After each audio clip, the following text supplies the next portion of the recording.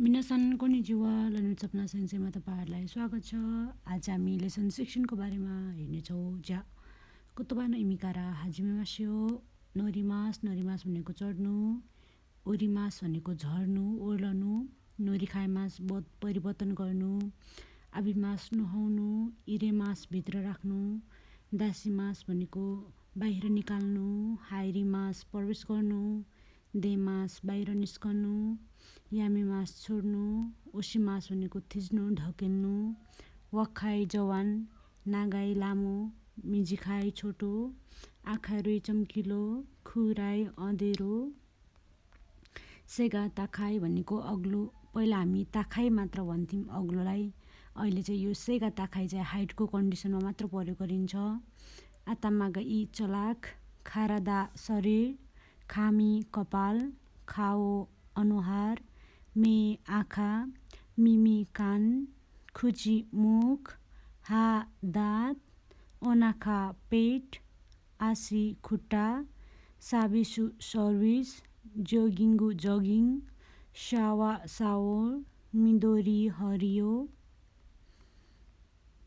ओतेरा बौद्ध मन्दिर, जिन्जा मठ मन्दिर, ryugakushi विदेशी विद्यार्थी, बान नम्बर, दौयाते कसरी, दोनो कुन, 3 या 3 भन्दा बढीको कन्डिसनमा, यी मादा देश भनेको अझै गर्न बाँकी छ, मैले सिक्नुपर्ने धेरै कुरा छ भनेको, ओही किदासी देशका भनेको पैसा निकाल्दै हुनुहुन्छ भनेको, माजु सर्वप्रथम, क्यासियो खाडो एटिएम कार्ड, आन्स्योबान्गो पिनकोड, चुगेनी प्रति महिना, किनगाकु पैसाको मात्रा, खाकुनिन पुष्टिकरण कन्फर्मेसन बोतान बटन, आजिया एसिया, बान्दुन एउटा इन्डोनेसियामा भएको ठाउँको नाम, बेराकुरुसु भनेको बेराकुरुस जुन चाहिँ मेक्सिकोमा छ, फ्रान्केन भनेको फ्र्याङ्केन जुन चाहिँ जर्मनीमा अवस्थित छ,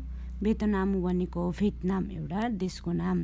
लेसन 16 मा भएको मिनिङहरू यति मात्रै हो। ज्या बुन्पो ओ मिमास्यो। लेसन 16 को ग्रामर 1 मा रहेको छ तेफम प्लस मासफम, जसको अर्थ गरेर गर्छु भन्ने हुन्छ।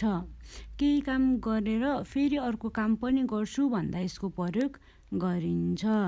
जस्तै इक्जाम्पलमा हेर्दाखेरि आसिता कौबे इते एगा ओमिते खाइमोनोसिमास, जसको अर्थ भोलि कोबेतिर गएर फिल्म हेरेर किनमेल गर्छु भन्ने हुन्छ। त्यस्तै अर्को इक्जाम्पल किनोनोबान होन ओ योन्दे, हिजोको बेलुका किताब पढेर, सिडी ओ किते नेमासिता, सिडी सुनेर सुते भन्ने अर्थ चाहिँ दिन्छ। धेरैवटा वाक्यलाई एकैचोटिमा भन्दा पनि तेफम प्लस मासफमको प्रयोग गरिन्छ। त्यसै अर्को नम्बरमा छ तेफम प्लस कारा। यदि तेफम प्लस कारा जोडिएर आएमा केही काम गरेपछि अर्को काम गर्छु भन्दा यसको प्रयोग हुन्छ, जहाँ काराको अर्थ पछि भन्ने हो। जस्तै कोबे ए खाइते कारा बान गोहान ओ ताबे मासिता, जसको नेपालीमा अर्थ घर पर्खिएपछि साँझको खाना खान्छु। ताबेमास यो चाहिँ प्रेजेन्टको कन्डिसनमा छ भने अब अन्तिमको भर्बलाई हामी पास्टको कन्डिसनमा हेरौँ है त। सिगोतोगा ओवातेकारा ओयोगिनी इकिमासिता, जसको अर्थ काम सकिएपछि पौडी खेल्नलाई गए। ओयोगिमासको मासलाई हटाएर नि थपिएको कारणले पौडी खेल्नलाई भन्ने अर्थ दिन्छ। त्यस्तै अघि चाहिँ ताबेमास प्रेजेन्टमा थियो भने अहिले चाहिँ इकिमासिता पास्ट टेन्समा रहेको छ। त्यसै अर्को नम्बरमा छ सब्जेक्टको पछाडि पार्टिकल वा लाग्छ, अब्जेक्टको गुण जनाउने एजेटिभले जनाउँदा पार्टिकल गा लगाइन्छ भनेर भन्न खोजेको खरिना सानवा सेगा ताखाइदेश, जसको अर्थ खरिनाजीको हाइट चाहिँ अग्लो छ, अर्थात् खरिनाजी अग्लो हुनुहुन्छ भन्ने अर्थ दिन्छ।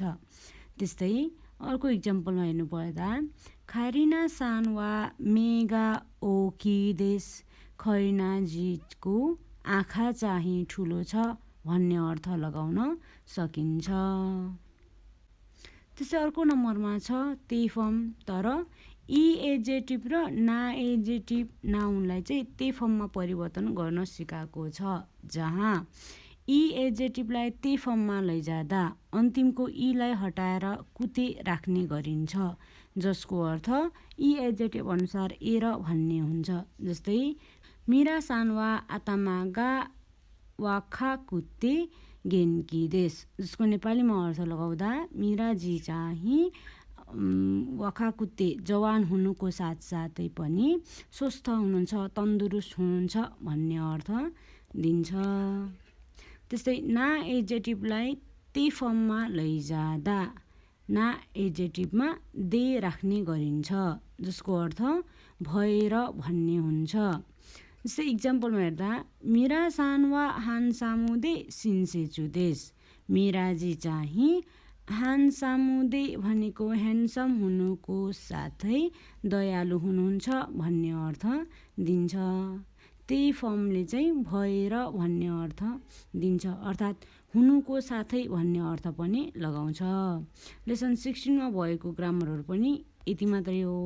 तपाईँहरूले चाहिँ किताबमा भएको रेन्स्यु बेसीलाई गरेर लेसन 17 पढ्नलाई रेडी भएर बस्नु होला। मिनासन सायोनारा।